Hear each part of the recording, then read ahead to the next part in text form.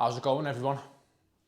Video today on running a upper lower split if you've got weak arms, you've got a weak biceps or weak triceps, or you want to prioritize bringing your arms up. Again, a lot of people they want to build bigger arms, so I'm going to run through how we can run an upper lower split while prioritizing bicep and tricep. So before you get started with this video, I would 100% recommend, I'm going to link it up here, that you go back and watch just a regular upper lower video, how we program it, how we go about it, because then this video will make more sense. So please go back, I'm going to link it up here, watch that one, then come back here. Now, if we want to prioritize arms, one of the first things that we're going to do is we're obviously going to front load biceps and triceps at the beginning of our sessions, but there's a big caveat with this. You don't have to put all of our bicep and tricep work on upper body day. Literally, one of the simplest things you can do with an upper lower split is you front load your upper body days with tricep work, and then you start every leg day with bicep work. It's simple, because one of the drawbacks of an upper lower split, sometimes the upper body sessions, they can get pretty jam-packed. If you're trying to train biceps, triceps, delts, chest, back, there's a lot of muscle tissue there. There's a lot of work at play for the upper body session. So if you're trying to bring up biceps or triceps and you're just tagging those on at the end of an upper body session, you can see how people begin to develop weak links in that area. So this is how we can go about it.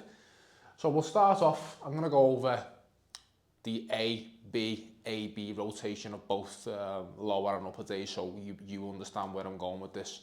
So as I mentioned, lower day A, I'm just going to go over the bicep and tricep stuff here.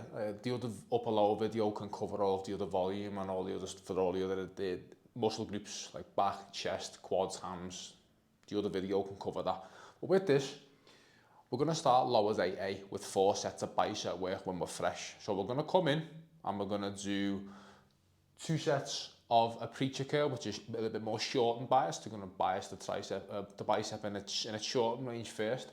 Then you're going to get into 2 sets of stretch bias work, so like seated incline curl as an example. That'll be 4 sets of quality bicep work when you're fresh. You're not tagging them on at the end of an upper body session. You're not doing it when you're already fatigued. You're coming in fresh for leg day and 4 sets of bicep work up front. Now, that is not going to take away from your leg day session either. 4 sets of bicep, you know how coming in and doing that fresh, biceps to train are not that hard in comparison to a lot of other muscle groups, legs as an example. So coming in and hitting 4 sets of bicep when you're fresh, giving it quality work up front, good to go, okay? So that will be lower day A, and then lower day B, which is down here, would be, again, something short and biased, maybe a preacher machine, and then you get into 2 sets of a length and biased movement. So it's a short and biased movement first, and a length and biased. 4 sets. If you recover from 4 sets well and you feel if you need 5 or 6 sets, you can play around with that, but I wouldn't go any more than 6 sets of direct bicep or tricep work up front. Start with 4, see how you recover, how you respond, and then take it from there. Right, so that's the bicep portion and how you're going to go about that. Quality work up front on your leg day, not just tagging that on at the end of an upper body session. Now the tricep work. This is an interesting one because triceps, again, with a lot of your presses anyway, you're going to get some decent tricep stimulus, but there's things that we can do at the start of your upper body sessions just to bias the tricep work. So first off, upper day A, I'm going to start off with some sort of tricep push down. So that can be, could be an EZ bar, a close grip, single arm push down. It doesn't really matter, whatever gets on well with you and your joints. Some sort of push down variation, 2 sets. And then we're going to get into some sort of close grip press or a weighted dip, okay? Weighted dip, it's going to nail the chest, the delts and the tricep, but anything with a little bit more of an elbow tuck is going to bias a little bit more tricep and really going to pull in the 3 heads of the tries. So you're going to start off with tricep push downs and a close grip press, and you're going to get little bits of tricep stimulus from your chest press, which is going to be in there. So you're starting off with 4 sets of direct tricep work when you're fresh. Now obviously your tricep push down, it's going to bias a little bit more of, let's say, your lateral and medial head of your tricep. Now what about the long head? That is the biggest head of the tricep. Now that's where we're going to come in on upper day B.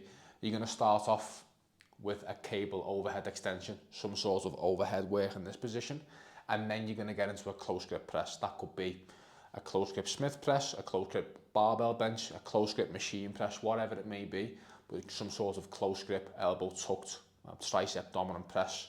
So your 2 sets of cable overhead extension and your 2 sets of close grip press.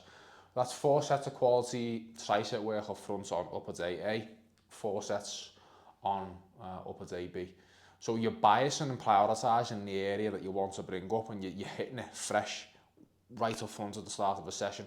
We're not just tagging on triceps at the end of an upper body session. We're coming in fresh, and that is the area that we're trying to prioritise. So that's how you can go about it. And again, you could run this for 6 to 12 months if you really wanted to bring your arms up. You don't have to do this forever. That is a common complaint of upper lower splits, is that arms get neglected. You end up with weak arms. You don't have to. This is a simple tweak that you can do to really prioritise arms. And don't forget, you're going to be hitting arms or biceps every 3 to 4 days, triceps every 3 to 4 days. You're getting on a run, stimulus, recovery, adaptation, decent frequency. I tell you, if you do this, you progress your lifts with good form, and you're slowly keeping your body weight up, your arms are going to grow. There's no two ways about it.